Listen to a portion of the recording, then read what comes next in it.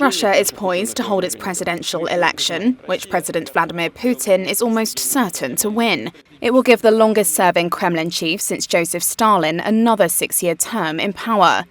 So how will it work? Russia's elections are set to take place between the 15th and 17th of March. Results will follow shortly afterwards, and the winner will be inaugurated in May. Voting will also take place in what Russia calls its new territories, parts of Ukraine now controlled by Russian forces, which have been placed under Russian law. Ukraine says it will not rest until it has ejected every last Russian soldier from those annexed territories. There are 112.3 million people with the right to vote in the election. Almost 2 million people abroad can also participate, and 12,000 in a cosmodrome which Russia rents in Kazakhstan. Around 70 to 80 million people usually cast ballots. Turnout in 2018 was 67.5%.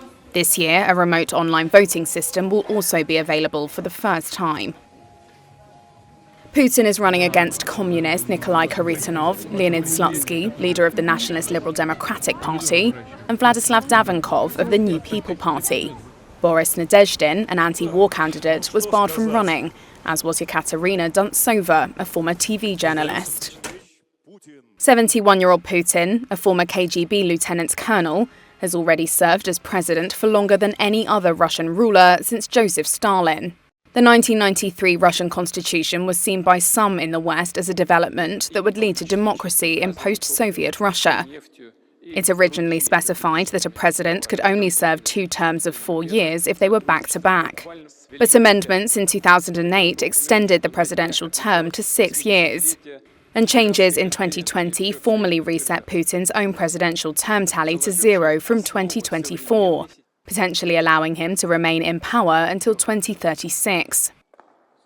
The West casts Putin as a war criminal, a killer and a dictator. But opinion polls at home show he has approval ratings of 85%, higher than before the invasion of Ukraine. The Kremlin says Putin enjoys overwhelming support from the Russian people, and that Russia doesn't want to be lectured by the West about democracy. Russian officials say the West is trying to undermine Russia by casting doubt on the legitimacy of the election.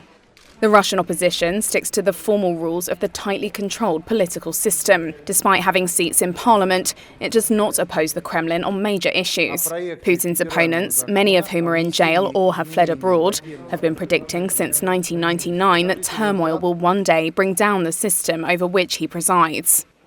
The Organisation for Security and Cooperation in Europe's Office for Democratic Institutions and Human Rights said in January Russia had not invited OSCE observers to the election, calling the decision deeply regrettable.